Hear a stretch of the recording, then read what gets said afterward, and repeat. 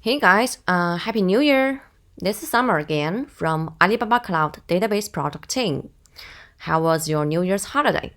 For me, it was quite good. I prepared gifts for my parents, watched the New Year's Eve speech on television, and met with some old friends. We also shared our thoughts on the past year altogether. In short, we all had a tough year in 2020. Hope everything gets better in the new year.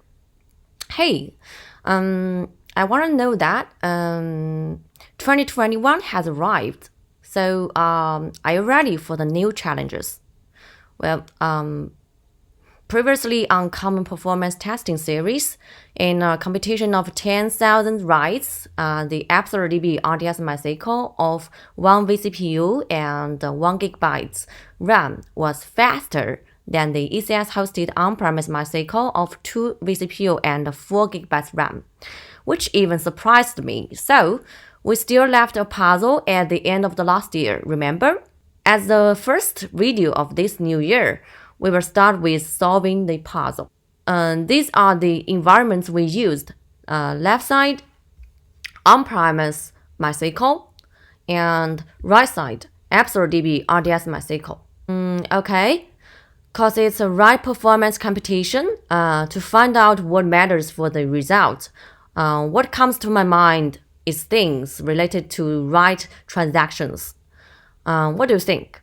From my opinion, among database storage engines, caches, or we see write buffers, and disk flush settings for log files.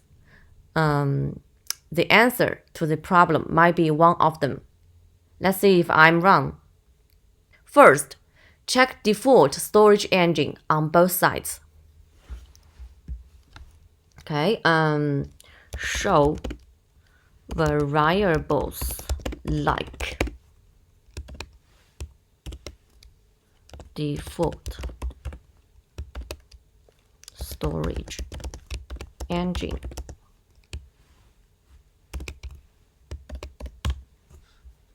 It's InnoDB on-premise MySQL and copy that.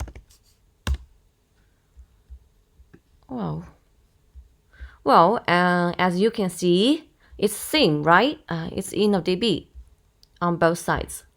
So it's obviously not database storage engine that matters. Let's continue. Well, next, check log buffer settings for write operations such as insert we used in the case. Do the SQL query on both sides. Show variables like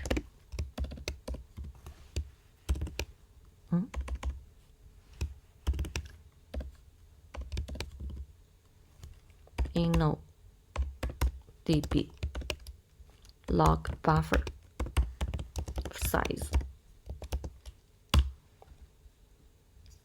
Select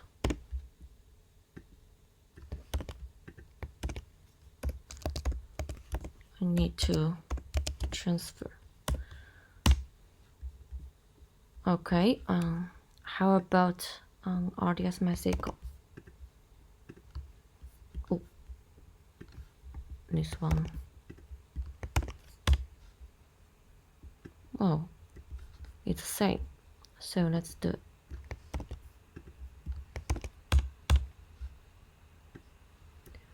Well, it's also saying it's 8 megabytes, which is a default parameter. So it's not write buffer that matters in this case neither. Let's continue. Then check log flush settings on both sides. Show variables like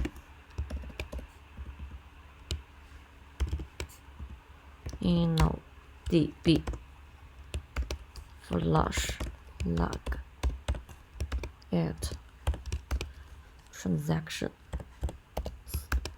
commit. Okay, and do it on ApsaraDB. Okay. Well, now we see the difference, right? For ApsaraDB RDS MySQL, the value is 2, but it's 1 for the on-premise MySQL. What does this mean? If you get time, better to take a look on MySQL manual for the original explanation. Here's a key point. Value of 1 is the default setting which is required for full ACID compliance. Logs are written and flushed to disk at each transaction commit. With a setting of 2, logs are written after each transaction commit and flushed to disk once per second. Transactions for which logs haven't been flushed can be lost in a crash. So, comparing with a setting of 2, when it's set to be 1, there will be much more frequent I/O in disk, which is time-consuming. That's why the on-premise MySQL with default settings cost much more time to finish the same insert task. Now, let's change the default setting of the on-premise MySQL to run the task again. Set global.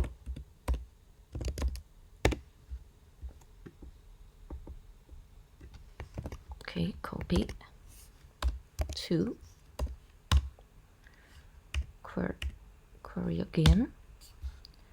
Now it has changed. And we need to truncate the data first. Truncate table. Speed test local. And do a query. Count from speed test local. Oh, it's wrong. And do it again.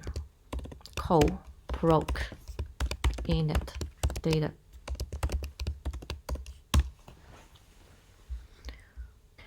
Wow, it's pretty much faster this time, faster than the RDS MySQL as expected. Here, I think we have already found the answer. Oh, just one more thing. If you have strict requirements for ACID, please set this value to 1, even though it will sacrifice performance. This is very important. Please keep in mind unless you don't mind data loss. Well, this is all for today. Hope you enjoyed this. As always, any questions is welcomed. And I will see you next time. Bye!